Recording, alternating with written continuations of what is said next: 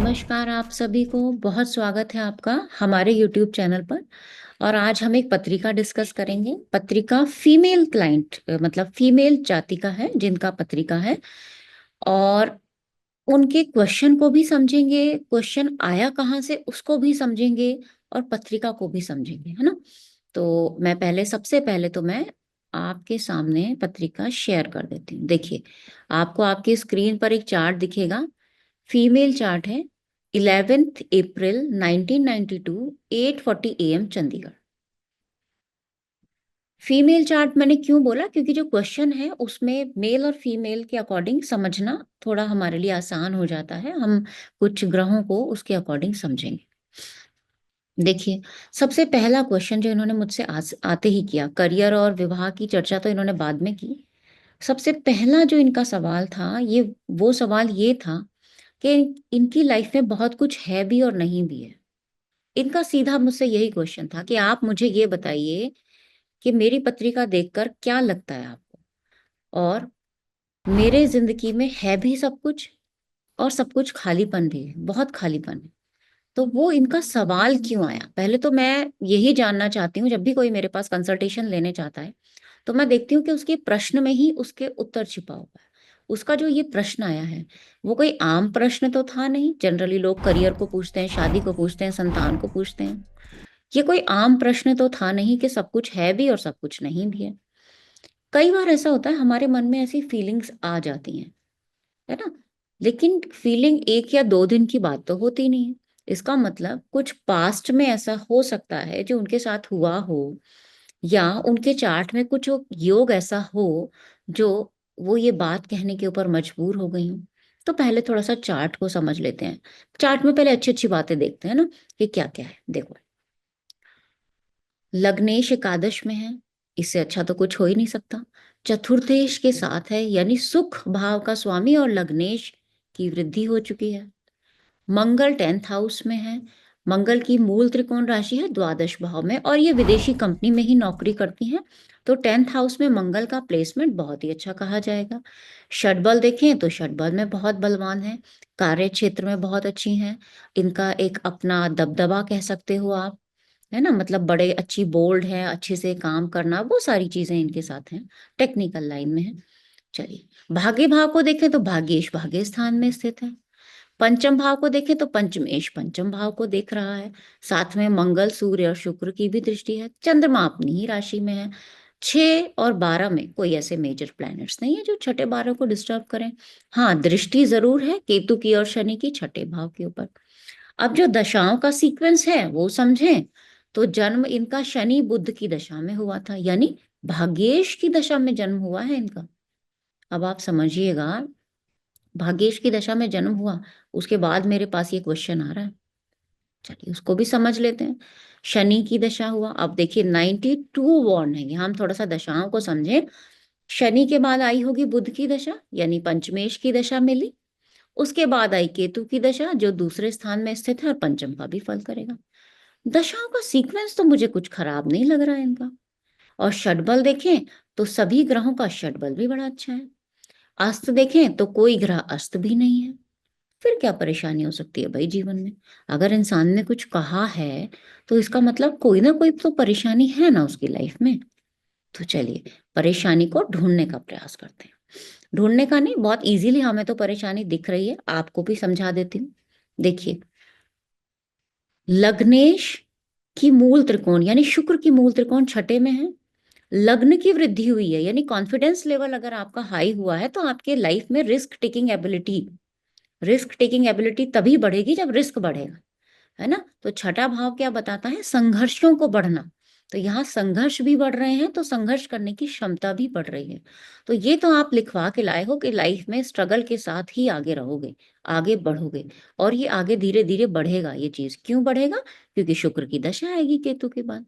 तो आपका कॉन्फिडेंस भी बढ़ेगा, आपकी ग्रोथ भी होगी, तो आपके विरोधी भी बढ़ेंगे। अब आप उनको संभाल सकते हो नहीं संभाल सकते हो, ये बाकी चीजों पर डिपेंड करेगा। इसके बाद हमें फीमेल मैंने क्यों बोला, देखिए गुरु की इंपॉर्टेंस ना बहुत ज्यादा है। या तो कुछ चीज ऐसी है जो आपको गुरु दे रहा है, नहीं देगा तो आपको मेहनत से ही वो मिलेगी, उसके अलावा और कोई चारा नहीं है। गुरु को अगर चार्ट में देखें, 4th हाउस में प्लेस्ड है, मंगल से दृष्ट है, राहु से दृष्ट है, और गुरु से 6, 8 में और 12वें में ग्रहों की स्थिति को देखकर आप इस बात को अच्छे से समझ सकते हैं। दूसरा, सिंपल सा लॉजिक है, छठे, 8वें, 12वें का कनेक्शन देखो, किस भाव के साथ है, किस भावेश के साथ है, किस कारक के साथ है। उनमें से भी उसको ज्यादा प्रॉब्लम होगी जो भाव सबसे ज्यादा वीक होगा। यहां देखते हैं, मूल त्रिकोण है गुरु की 8वें में, और वो कहाँ जाके बैठ गया है? 4th हाउस में। पैतृक संपत्ति की बात करेंगे तो मिल सकती है, लेकिन विवाद भी तो हो सकता है, परिवार में कलेश भी तो हो सकता है, माता को तकलीफ भी तो हो सकती है। मंगल की भी दृष्टि है, राहु का भी प्रभाव है, गुरु से छठे, 8वें में और 12वें में ग्रहों का इफेक्ट है, और गुरु यहाँ पे वक्री भी है। वक्री ग्रह को हमें हमेशा, वक्री को, खैर आपकी वक्री की कंडीशंस तो मैं बाद में बताऊंगी, बहुत सारी कंडीशंस होती हैं, और गुरुजी ने अपने यूट्यूब चैनल पे बताया है, वहां जाके आप एक बार देख लीजिएगा। अगर मूल त्रिकोण 8वें में है और फिर वो वक्री हो गया तो उसका प्रभाव वो ज्यादा देगा, यानी मूल त्रिकोण का इफेक्ट वो ज्यादा दे रहा है। 11th हाउस का भी देगा, हो सकता है आप लाभ का बहुत बड़ा हिस्सा पैतृक संपत्ति, सॉरी, अपनी प्रॉपर्टीज खरीदने में इन्वेस्ट करो, क्योंकि चतुर्थेश भी एकादश में है। लेकिन उसका कनेक्शन किसके साथ है? चतुर्थेश 6 लॉर्ड के साथ एकादश में है। प्रॉपर्टी तो खरीदोगे, हो सकता है उसमें छोटा मोटा विवाद हो, या जरूरी नहीं है कि प्रॉपर्टी में विवाद ही हो सकता है कि घर के सुख में कमी हो। है तो आपके पास सब कुछ, क्योंकि चतुर्थेश की वृद्धि हुई है, लेकिन सुख नहीं है। अब सुख कहाँ से होगा? मन से सुख होगा ना। सब कुछ है, घर में सब कुछ है, सुख ही नहीं है बस। तो मन को देखें, चंद्रमा षटबल में तो अच्छा है, शनि की दृष्टि तो शनि क्या करता है? हमारे मन में नेगेटिविटी देता है ना। शनि, चंद्रमा के ऊपर शनि का प्रभाव अच्छा नहीं कहेंगे। चंद्रमा से छठे में, चंद्रमा से 8वें में और चंद्रमा से 7वें में तीन तीन अशुभ ग्रहों का प्रभाव है, यानी मंगल है, शनि है, राहु है। तो यहाँ मन तो प्रसन्न नहीं रहेगा। हाँ, आप कोशिश जरूर करोगे। क्यों करोगे कोशिश? क्योंकि चंद्रमा तीसरे भाव में है। तीसरे भाव में है तो आप हमेशा कोशिश करोगे कि मैं मन से बुलंद रहूं। ऐसी आपकी कोशिश हमेशा रहेगी।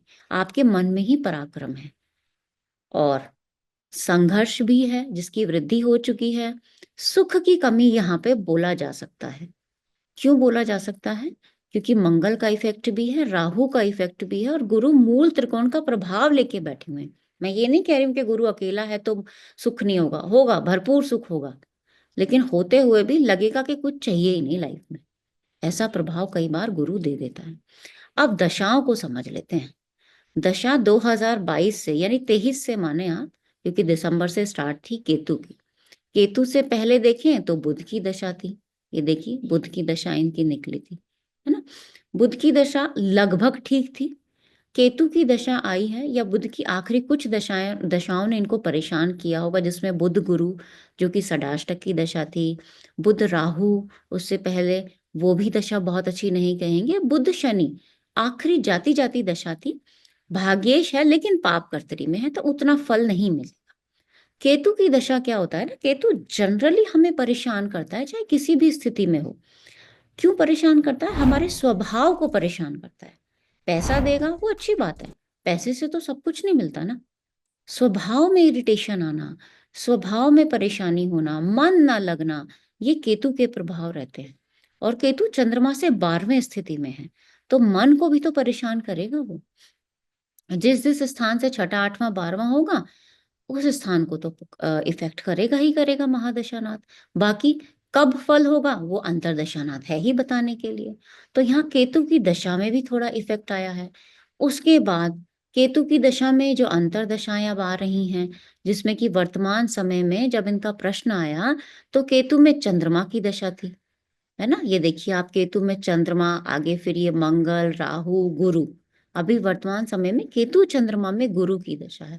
अब आप समझ सकते हैं, केतु चंद्रमा 2/12 का एक्सिस, गुरु 4th हाउस में है, ये भी 2/12 का एक्सिस, लेकिन मूल त्रिकोण का प्रभाव लिए हुए है। यहाँ आपको समझ में आ गया होगा मूल त्रिकोण का प्रभाव हमने कैसे समझा।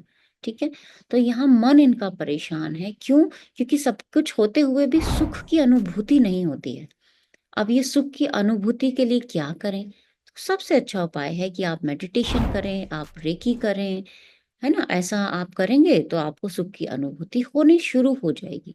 होनी शुरू हो जाएगी का मतलब क्या है? आप देखिए 8वें का कनेक्शन चतुर्थ से है, यानी 8वें से हम ध्यान साधना की भी बात करते हैं।